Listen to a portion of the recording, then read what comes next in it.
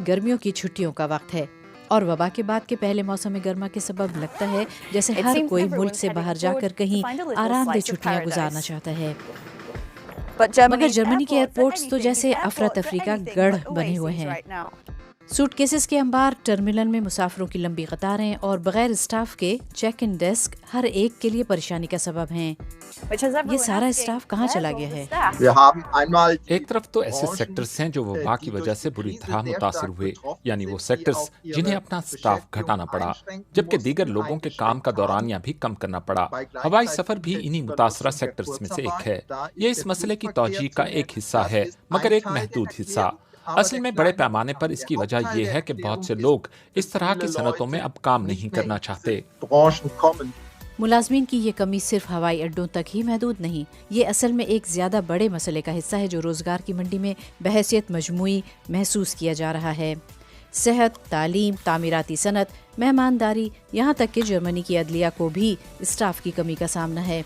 दरहकीकत Germany को कम से कम 12 lakh workers की कमी का सामना है। मगर इस कमी की वजह क्या है? काम के हालात ज्यादा बेहतर दिखाई नहीं दे रहे थे और दीगर मुलाजमतों के मुकाबले में उजरत ज्यादा पुरकशिश नहीं थी। लेकिन एक बुनियादी मसला यकीनन मौजूद है। जर्मनी की उम्र रसीदा होती आबादी। जर्मनी की मजमूई आबादी 83 मिलियन है, मगर इनमें से 36% शहरी 56 बरस से ज्यादा उम्र के हैं और इनमें से ज्यादातर तो या रिटायर हो चुके हैं या होने वाले हैं, उन मुलाजमतों से जिन्हें फिलहाल पुर नहीं किया जा रहा। इसके साथ साथ जर्मनी में शरह पैदाइश गुज़श्ता कई बरसों से कम होती जा रही है, जिससे कई मसाइल पैदा हो रहे हैं। इसका हल ये हो सकता है कि जर्मनी में ज्यादा लोग काम कर रहे हों, जबकि दीगर अपने काम के औकात में इजाफा करें। जर्मनी में जुज वक्ती काम करने वाले कारकुनों की तादाद काफी ज्यादा है, मगर टैक्स कवानीन खवातीन के लिए एक रुकावट हैं, क्योंकि ज्यादा काम करने का अक्सर उन्हें कोई ज्यादा मुआशी फायदा नहीं होता। हमें तारकीन वतन की जरूरत है, मुहाजिरीन की जरूरत है। अगर हम जर्मनी की रोजगार की मंडी में वर्कर्स की मौजूदा तादाद को बरकरार रखना चाहते हैं तो गैर मुल्की कारकुनों पर इन्हिसार जर्मनी के लिए कोई नई बात नहीं। इससे कबल 1950 और 1960 की दहाइयों में भी कई मिलियन गेस्ट आर्बाइटर या मेहमान वर्कर्स मुख्तलिफ ममालिक से साबका मशरक़ी और मगरबी जर्मनी आए थे, जिनमें तुर्की और वियतनाम भी शामिल थे। इन्हें मेहमान वर्कर्स इसलिए कहा गया क्योंकि ख्याल ये था कि ये लोग जर्मनी और इसकी मईशत की तामीर में मदद करेंगे और फिर वापस चले जाएंगे।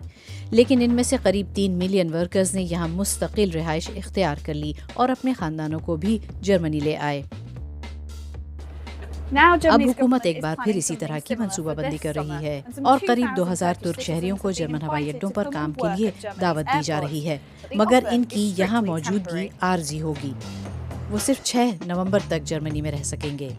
तुर्की की एविएशन अथॉरिटी ने ताहम जर्मनी की इस आर्जी रिक्रूटमेंट मुहिम को तुर्क एविएशन इंडस्ट्री को सबूताज करने की कोशिश करार दिया है, मगर जाहिर है वो अपने वर्कर्स को जबरदस्ती रोक नहीं सकते।